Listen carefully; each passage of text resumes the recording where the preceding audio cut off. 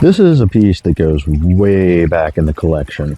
This is a Spyderco C42 Viele, designed by Howard Viele. That's his mark there. You've got the 3 holes in the blade and then that little Triskelion. That's how he marks his blades. This was the very first Spyderco I ever owned, and probably the first knife that I ever spent more than $100 on.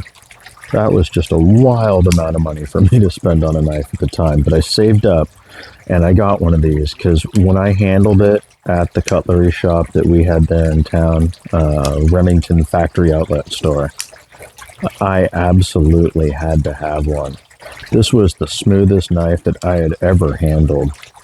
And then the fit and finish was just way beyond anything that I had seen out of a production knife.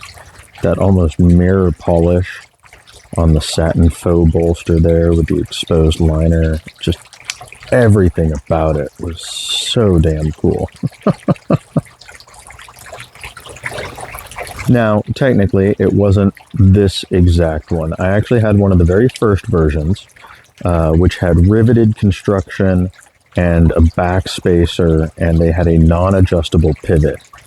And they got really lackluster response. They didn't sell very well.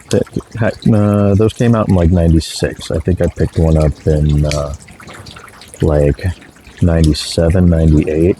That one actually wound up getting stolen at the job I was working.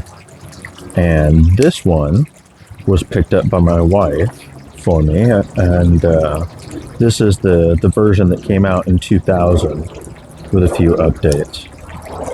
Man, sorry about that. We were getting a lot of air traffic today. And the updates on that were the screwed together standoff style construction, made it easier to clean, and the adjustable eccentric pivot that they used on the military. You can see underneath the pocket clip there, there's a big Torx head screw that allows you to adjust the pivot tension, and it's running on nylon washers. Really, really nasty, dirty nylon washers. Man, that thing is gross.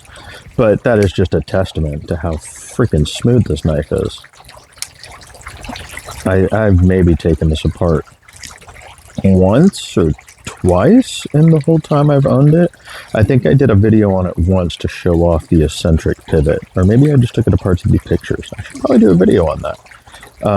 It has a splined shank on the pivot that fits into a splined hole in this liner and allows you to rotate the eccentric pivot and lock it into place. And by adjusting where the actual pivot is in relation to the liner, you can account for any liner wear that may happen over the years. It also has a see there, focus. That's not a traditional radius. I believe they called it like the offset arc radius on the tang there. It's kind of a more dramatic scoop. That was one of the changes. So yeah, I think it was the standoffs, screwed together construction, adjustable pivot, and that change to the lock ramp. Oh, and they updated it to VG10. I think the first version might have been AUS8. Yeah, really, really cool piece. I think these go for around 300-ish on the secondary market, maybe 200, 300-ish. They made quite a few of these 2000s versions, but they were discontinued in like 2003, I think. They didn't last a whole long time. This might have been the first front flipper that I ever had, too. When I figured that out, I was so proud of myself. So yeah, definitely a really cool piece for the Spidey collection. Howard Viele did a couple more designs for them. There was a slightly smaller version of this. I forget what that model number was, but it was the Viele 2. And then he also did the Viele Phoenix, which uses Spyderco's ball bearing lock, which is pretty cool. I've been meaning to pick one of those up for years and just haven't gotten around to it.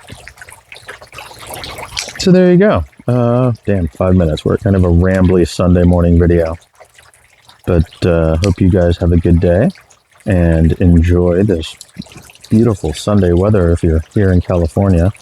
And I will catch you guys tomorrow.